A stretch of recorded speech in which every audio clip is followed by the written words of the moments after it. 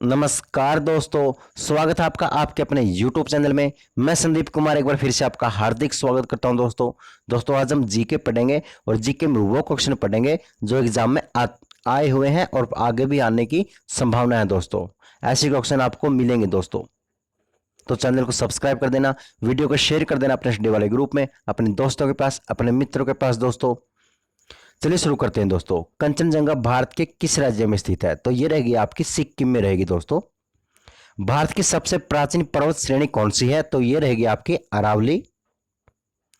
अरावली पर्वत का सर्वोच्च शिखर क्या कहलाता है? गुरु शिखर कहलाता है। दोस्तों नीचे से लेकर ऊपर तक हम जीके तक पहुंचेंगे और कोई भी एग्जाम दे देना दोस्तों, हर एग्जाम में ऐसी क्वेश्चन आपको देखने को मिलेंगे। दोस्तों सबसे बड़ा हिमनद यानी ग्लेशियर कौन सा है? दोस्तों वो रहेगा आपका सियाचिन। हिमालय के सर्वोच्च शिखर की ऊंचाई कितनी है? दोस्तों तो वो रहेगी 8,850 मीटर। कौन सी पहाड़ियां नर्मदा और ताप्ती नदियों के बीच है? दोस्तों वो रहेगी सतपुड़ा की पहाड़ियां। खैबर दर्रा कहां स्थित है? पाकिस्तान और अफगानिस्तान के बीच रहेगा। पालदा दर्रा किन दो राज्यों को जोड़ता है? केरल व तमिलनाडु को जोड़ता है। नाथुला दर्रा किस राज्य में स्थित है? यह रहेगा आपका उत्तराखंड में। जम्मू से श्रीनगर का मार्ग किस दर्रे से होकर जाता है? दोस्तों तो वो जाता है बनिहाल दर्रे से होकर। किस नदी के किनारे पर प्रसिद्ध महाकालेश्वर मंदिर स्थित है? तो वो रहेगा आपका नर्मदा नदी पर। दोस्तों ये क्वेश्चन कई बार पूछा जा चुका है, किस नदी के किनारे पर प्रसिद्ध महाकालेश्वर मंदिर है? तो वो रहेगा नर्मदा नदी पर। विश्व का सबसे बड़ा डेल्टा किन नदियों द्वारा निर्मित होता है? तो गंगा और ब्रह्मपुत्र द्वारा निर्मित होता है। किस स्थान पर भागीरथी अलकनंदा मिलकर गंगा नदी का निर्माण करती हैं? तो वो रहेगा आपका देवप्रयाग। अरावली पर्वत श्रृंखला किस नदी प्रणाली से विभाजित होती है? तो वो होती है दोस्तों चंबल व साबरमती। लूनी नदी कहां गिरती है? दोस्तों कच्छ के रण में गिरती है। लूनी नदी कहां गिरती है? कच्छ के रण में गिरती है। नदियों से कई बार क्वेश्चन पूछे जाते हैं दोस्तों, इसलिए इन पर ध्यान देना जरूरी है। तिब्बत में मानसरोवर झील के पास कौन सी नदी निकलती है? दोस्तों तो वो निकलती है सतलुज, सिंधु और ब्रह्मपुत्र, ये 3 नदियां निकलती हैं। कौन सी नदी बांग्लादेश में जमुना के नाम से जानी जाती है? तो वो जानी जाती है ब्रह्मपुत्र। किस नदी को दूसरी गंगा के नाम से जाना जाता है? तो कावेरी नदी को दूसरी गंगा के नाम से जाना जाता है। देखो मैं बता देता हूं दोस्तों, दक्षिण की गंगा आए ना दोस्तों तो वह कावेरी रहेगी, और दक्षिण भारत की गंगा आए तो वो रहेगी आपकी गोदावरी। शुष्क भूमि के लिए सर्वाधिक उचित फसल कौन सी है? दोस्तों वो रहेगी आपकी मूंगफली। राजस्थान की राजधानी कौन सी है? दोस्तों तो वो रहेगी आपकी जयपुर। उदयपुर की जवारा खाने किस खनिज के उत्खनन के लिए प्रसिद्ध है? तो वो रहेगी आपकी जस्ते के लिए। बहुत ही महत्वपूर्ण क्वेश्चन दोस्तों। महासागरीय एवं महाद्वीपीय परतों में किसके आधार पर अंतर पाया जाता है? तो पाया जाता है घनत्व के आधार पर। प्रायद्वीपीय भारत का कौन सा तट शीत ऋतु में अधिकतम वर्षा प्राप्त करता है? दोस्तों वो है आपका कोरोमंडल तट। खनिज पदार्थों की दृष्टि से कौन सा भारतीय क्षेत्र अधिक समृद्ध है? तो वो रहेगा आपका छोटा नागपुर का पठार। टिहरी बांध किस नदी से जल प्राप्त होता है? दोस्तों भागीरथी जो नदी है वो टिहरी बांध जो है भागीरथी नदी पर ही है। दोस्तों किस हवा में चक्रवातीय गति का अभाव पाया जाता है? तो टोर्नेडो में पाया जाता है। भारत में निम्न में से कौन सी वनस्पति प्रमुख है? दोस्तों वो रहेगी आपकी पतझड़ वन। बहुचर्चित सरदार सरोवर परियोजना निम्नलिखित में से किस राज्य में है? दोस्तों तो वो रहेगी आपकी गुजरात में। भारत के पश्चिमी घाट पर्वतीय क्षेत्र में निम्न में से किस प्रकार की वनस्पति पाई जाती है? तो वो पाई जाती है सदाबहार की। भारत में जल विद्युत शक्ति के विकास में कौन सा राज्य अग्रणी है? तो वो रहेगा आपका उत्तर प्रदेश। किस तिथि को दिन और रात बराबर होते हैं? 23 सितंबर को दिन और रात बराबर होते हैं। भारत में नमक की प्राप्ति मुख्य रूप से किस से स्रोत से होती है? तो वो होती है दोस्तों सागरीय जल से। चट्टानी नमक की परतें, झील एवं मृदा जल। किस नदी को वृद्ध गंगा के नाम से जाना जाता है? गोदावरी को वृद्ध गंगा के नाम से जाना जाता है। ये तो क्वेश्चन कई बार आ चुका है दोस्तों, बहुत बार ये क्वेश्चन पूछा जा चुका है और आगे भी आने की संभावना है। कौन सी नदी अपना मार्ग बदलने के लिए प्रसिद्ध है? दोस्तों वो है आपकी कोसी नदी अपना मार्ग बदलने के लिए प्रसिद्ध है। कौन सी नदी कपिल जलधारा प्रपात का निर्माण करती है दोस्तों, तो वो करती है नर्मदा नदी। कौन सी नदी ओडिशा का सो कहलाती है? तो ब्राह्मणी नदी ओडिशा का सो कहलाती है। वैनगंगा और पैनगंगा किसकी सहायक नदी है दोस्तों? तो वो रहेगी आपकी गोदावरी नदी की। किस नदी पर सबसे लंबा सड़क पुल बना है? तो वो बना है आपका गंगा नदी पर। कौन सी नदी विश्व का सबसे बड़ा नदी द्वीप माजुली बनाती है? तो वो बनाती है आपकी ब्रह्मपुत्र।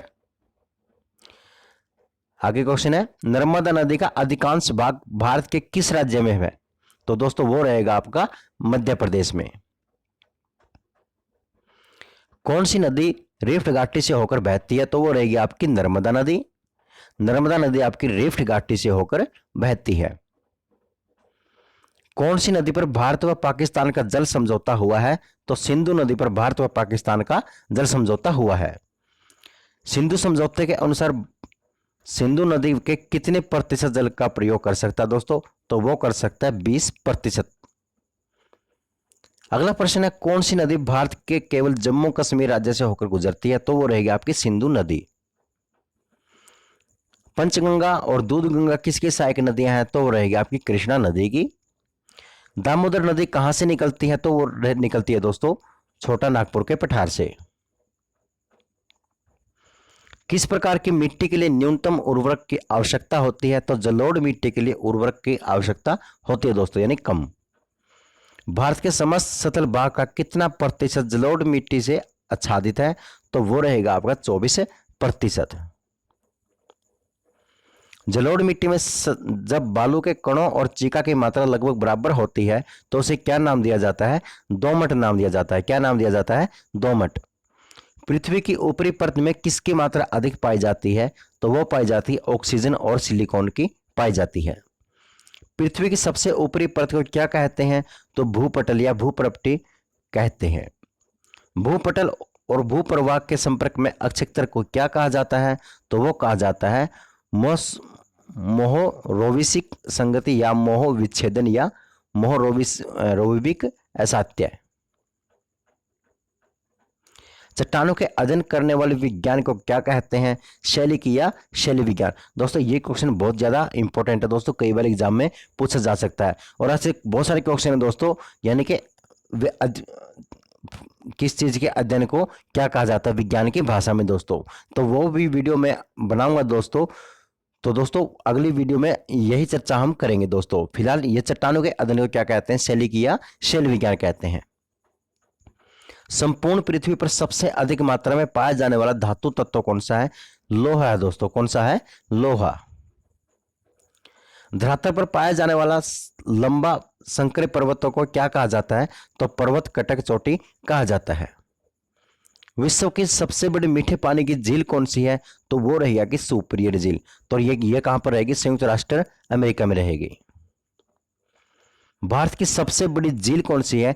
ये चिल्का झील रहेगी, ये उड़ीसा में रहेगी। सांबर झील कहां पर स्थित है? ये जयपुर में रहेगी, राजस्थान में। खारे पानी के लिए जानी जाती है। भूकंप का अध्ययन किस विज्ञान के अंतर्गत किया जाता है दोस्तों? वो होता है आपका सिस्मोलॉजी। रिएक्टर स्केल निर्माण किसने किया दोस्तों? चार्ल्स फ्रांसिस रिएक्टर ने किया था 1935 में। समान भूकंपीय तीव्रता वाले स्थानों को मिलाने वाली रेखा क्या कहलाती है? समभूकंपीय रेखा कहलाती है।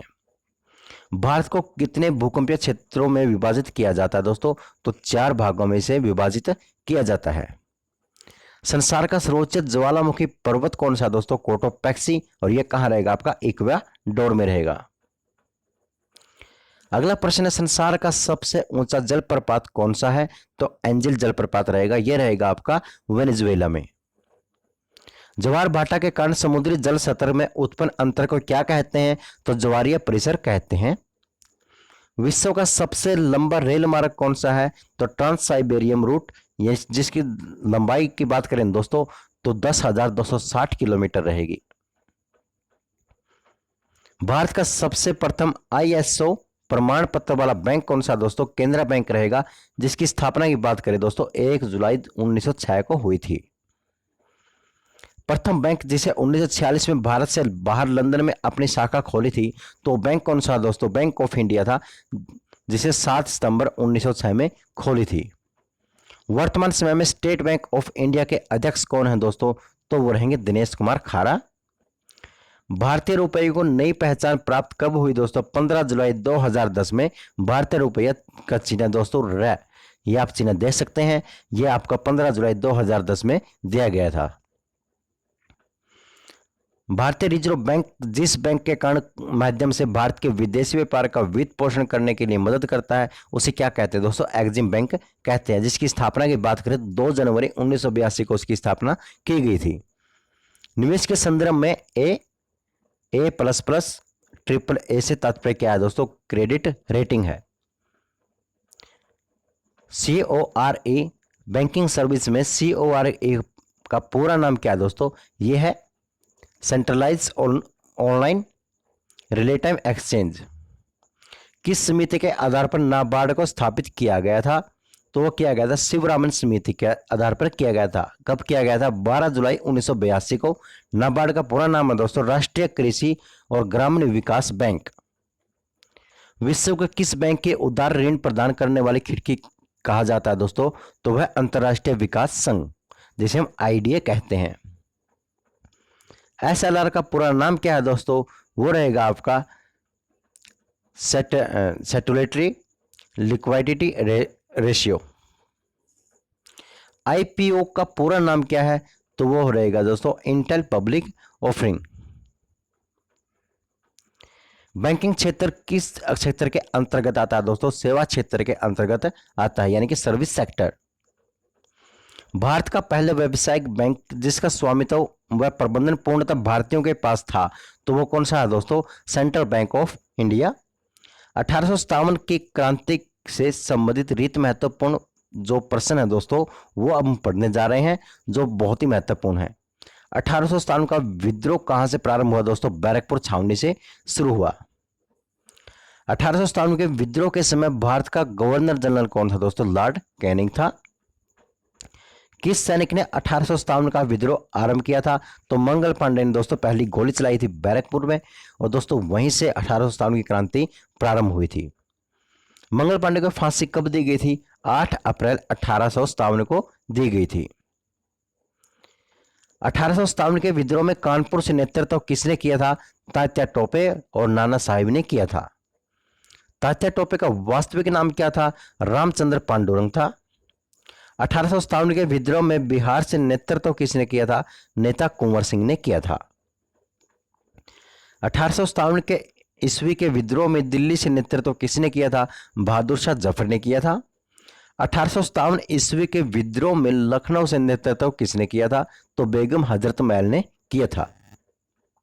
दोस्तों ऐसा कोई एग्जाम नहीं गया जब 1857 की क्रांति से क्वेश्चन ना आया हो, तो सारे लगभग महत्वपूर्ण क्वेश्चन मैंने इसमें पुट किए हैं दोस्तों, तो वो क्वेश्चन मैं आपको बता रहा हूं। 1857 ईस्वी के विद्रोह में झांसी से नेतृत्व किसने किया था? तो रानी लक्ष्मीबाई ने किया था। 1857 ईस्वी के विद्रोह में इलाहाबाद और बनारस के नेतृत्व किसने किया था दोस्तों? लियाकत अली खान ने किया था। भारतीय स्वतंत्रता संग्राम 1857 पुस्तक किसने लिखी थी? वी.डी. सावरकर ने लिखी थी। 1857 पुस्तक किसने लिखी दोस्तों? मौलाना अबुल कलाम आजाद ने लिखी थी। बहादुर शाह द्वितीय को कहां पकड़ा गया था? हुमायूं के मकबरे से पकड़ा गया था। 1857 ईस्वी का विद्रोह ब्रिटिश शासन को उखाड़ फेंकने के लिए भारतीय जनता की क्रांति है, यह वचन किसके थे दोस्तों? कार्ल मार्क्स के थे। बहुत ज्यादा इंपॉर्टेंट क्वेश्चन है दोस्तों, कई बार पूछा जा चुका है। भारतीय क्रांतिकारियों में लक्ष्मीबाई अकेली मर्द है, यह किसने कहा था? तो ब्रिटिश अधिकारी हुरुज ने कहा था। रानी लक्ष्मीबाई का वास्तविक नाम क्या था? तो मणिकर्णिका इसका वास्तविक नाम था। 1857 ईस्वी के विद्रोह की असफलता के बाद बहादुर शाह द्वितीय को किस स्थान पर निर्वासित किया गया? तो रंगून किया गया। इलाहाबाद को किसने आपातकालीन मुख्यालय बनाया? तो लॉर्ड कालिंग ने जो है इसे बनाया था दोस्तों। इलाहाबाद भी एक ऐसा शहर है दोस्तों जो हिंदुस्तान की एक दिन के लिए राजधानी बना था दोस्तों। भारतीय सुधार समिति की स्थापना कब की गई थी? तो 1897 में की गई थी। 1897 ईस्वी क्रांति का चिन्ह क्या था दोस्तों? कमल व चपाती था। अब कुछ पुरस्कार देख लेते हैं दोस्तों। ज्ञानपीठ पुरस्कार किस क्षेत्र वालों को दिया जाता है? तो साहित्य क्षेत्र में ज्ञानपीठ पुरस्कार दिया जाता है। अर्जुन पुरस्कार किससे संबंधित है? तो खेलकूद से अर्जुन पुरस्कार संबंधित है।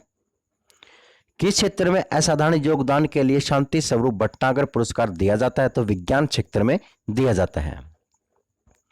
ग्रैमी पुरस्कार किस क्षेत्र में दिया जाता है? तो संगीत के क्षेत्र में ग्रैमी पुरस्कार दिया जाता है। नॉर्मन बोरलॉग पुरस्कार किस क्षेत्र में दिया जाता है? तो कृषि क्षेत्र में से दिया जाता है। राष्ट्रीय एकता पर बने सर्वोत्तम फीचर फिल्म को किस पुरस्कार से सम्मानित किया जाता है? तो नरगिस दत्त पुरस्कार से सम्मानित किया जाता है। रैमन मैग्सेसे पुरस्कार किस देश द्वारा प्रदान किया जाता है? तो फिलीपींस द्वारा से प्रदान किया जाता है। पुलित्जर पुरस्कार किस क्षेत्र में प्रदान किया जाता है? तो यह पत्रकारिता के क्षेत्र में प्रदान किया जाता है। कलिंग पुरस्कार दिया जाता है दोस्तों विज्ञान को लोकप्रिय बनाने के लिए कलिंग पुरस्कार दिया जाता है। किन उपलब्धियों के लिए ग्लोबल 500 पुरस्कार प्रदान किए जाते हैं? तो वो किए जाते हैं पर्यावरण प्रतिरक्षा के लिए किए जाते हैं। धन्वंतरी पुरस्कार किस क्षेत्र में प्रदान किया जाता है? तो चिकित्सा क्षेत्र में से प्रदान किया जाता है। अगला प्रश्न है सरस्वती सम्मान किस क्षेत्र में दिया जाता है? साहित्य क्षेत्र में सरस्वती सम्मान दिया जाता है। नोबेल पुरस्कार की स्थापना किस देश ने की थी दोस्तों? तो वो की थी स्वीडन ने। नोबेल पुरस्कार किसकी स्मृति में दिए जाते हैं? तो अल्फ्रेड नोबेल की स्मृति में से दिए जाते हैं। ज्ञानपीठ पुरस्कार कब से प्रदान किया जा रहा है? तो 1965 से प्रदान किया जा रहा है। खेल प्रशिक्षकों के लिए द्रोणाचार्य पुरस्कार किस वर्ष स्थापित किया गया? 1985 में से स्थापित किया गया। नोबेल पुरस्कार कब आरंभ किए गए दोस्तों? तो 1901 में प्रारंभ किए गए। भारत रत्न और अन्य राष्ट्रीय सम्मान का आरंभ कब हुआ दोस्तों? 1954 में हुआ। सीवी रमन को किस वर्ष नोबेल पुरस्कार मिला था? 1930 में सीवी रमन को नोबेल पुरस्कार मिला था। मैन बुकर पुरस्कार के लिए किन देशों के लेखकों पर विचार किया जा सकता है? तो राष्ट्रमंडल और आयरलैंड से अंग्रेजी के लेखकों पर इसके लिए विचार किया जा सकता है। अर्थशास्त्र में नोबेल पुरस्कार किसने स्थापित किया दोस्तों? स्वीडन का सेंट्रल बैंक ने स्थापित किया। अगला प्रश्न है ज्ञानपीठ पुरस्कार प्राप्त करने वाली पहली महिला कौन थी? आशापूर्णा देवी थी। के बिड़ला फाउंडेशन द्वारा 1992 में साहित्य के क्षेत्र में उत्कृष्ट योगदान के लिए किस स्थापना की गई दोस्तों? तो सरस्वती सम्मान की स्थापना की गई। व्यास सम्मान किस क्षेत्र में दिया जाता है? तो वह दिया जाता है साहित्य के क्षेत्र में दिया जाता है। तानसेन सम्मान किस राज्य सरकार ने शुरू किया दोस्तों? तो वो किया मध्य प्रदेश सरकार ने। दादा साहब फाल्के पुरस्कार सर्वप्रथम किसे मिला था? श्रीमती देविका रानी को मिला था। मैग्सेसे पुरस्कार से सम्मानित होने वाले प्रथम भारतीय कौन हैं? तो आचार्य विनोबा भावे हैं। रवींद्रनाथ टैगोर को साहित्य के क्षेत्र में किस वर्ष नोबेल पुरस्कार दिया गया? 1913 में दिया गया। अगला प्रश्न है सीवी रमन को किस वर्ष नोबेल पुरस्कार दिया गया दोस्तों? तो 1930 में से दिया गया था। प्रोफेसर अमर्त्य सेन को किस वर्ष अर्थशास्त्र का नोबेल पुरस्कार दिया गया? तो 1998 में से नोबेल पुरस्कार दिया गया। सुब्रमण्यम चंद्रशेखर को किस क्षेत्र में नोबेल पुरस्कार मिला? तो वो भौतिक क्षेत्र में नोबेल पुरस्कार मिला था। अगला प्रश्न है अर्थशास्त्र के क्षेत्र में नोबेल पुरस्कार किस वर्ष से प्रदान किए जा रहे हैं? तो 1969 से इसे प्रदान किए जा रहे हैं। एशियाई नोबेल पुरस्कार के नाम से जाना जाता है? तो रैमन मैग्सेसे पुरस्कार को जाना जाता है। दादा साहब फाल्के पुरस्कार प्रदान किया गया सूचना एवं प्रसारण मंत्रालय भारत सरकार द्वारा दिया गया। ऑस्कर पुरस्कार प्रदान किया जाता है? तो national academy of motion picture arts and sciences द्वारा दिया जाता है। ज्ञानपीठ पुरस्कार प्राप्त करने वाले प्रथम हिंदी लेखक कौन थी? तो कौन था दोस्तों? वो तो सुमित्रा नंदन पंत। सरस्वती सम्मान के प्रथम प्राप्तकर्ता हैं दोस्तों हरिवंश राय बच्चन। भारत रत्न से विभूषित प्रथम विभूति कौन है दोस्तों? डॉक्टर एस राधाकृष्णन है दोस्तों। मरणोपरांत भारत रत्न पुरस्कार से सर्वप्रथम किसे सम्मानित किया गया था? तो किया गया था लाल बहादुर शास्त्री को। भारत रत्न से विभूषित प्रथम भारतीय विदेशी हैं तो वो है खान अब्दुल गफार खां। भारत का सबसे अधिक शाखाओं वाला कौन सा बैंक है दोस्तों? भारतीय स्टेट बैंक रहेगा। भारतीय स्टेट बैंक का पुराना नाम क्या है? तो इंपीरियल बैंक भारतीय स्टेट बैंक का पुराना नाम रहेगा दोस्तों। मानव विकास के लिए कौन सा सूचकांक सम्मिलित होता है दोस्तों? उसका नाम क्या है? तो उसका नाम रहेगा जीवन प्रत्याशा यानी कि लंबा व स्वस्थ जीवन। शिक्षा यानी शिक्षा का स्तर एवं आय सूचकांक यानी जीवन का स्तर रहेगा। अमर्त्य सेन को नोबेल पुरस्कार कब और किस क्षेत्र में मिला था दोस्तों? अर्थशास्त्र के क्षेत्र में मिला था। चित्रा सुब्रमण्यम द्वारा लिखी गई पुस्तक का नाम क्या है? तो वो रहेगा इंडिया इज फॉर सेल यानी 1 मई 1997 को इसकी स्थापना यानी कि लिखी गई थी दोस्तों ये पुस्तक। भारत में पहला राज्य कौन सा है जिसे राज्य स्तरीय मानव विकास रिपोर्ट जारी की दोस्तों? तो वो रहेगा मध्य प्रदेश। तो दोस्तों आज के लिए इतना ही। दोस्तों ये जो क्वेश्चन है ये बहुत ज्यादा इंपॉर्टेंट है दोस्तों। अगले वीडियो में कुछ और क्वेश्चन लेके आएंगे दोस्तों। वीडियो कैसे लगी कमेंट करके जरूर बताना दोस्तों। हाँ, चैनल को सब्सक्राइब कर देना, वीडियो को शेयर कर देना अपने स्टडी वाले ग्रुप में दोस्तों। तो धन्यवाद दोस्तों। जय हिंद, जय भारत।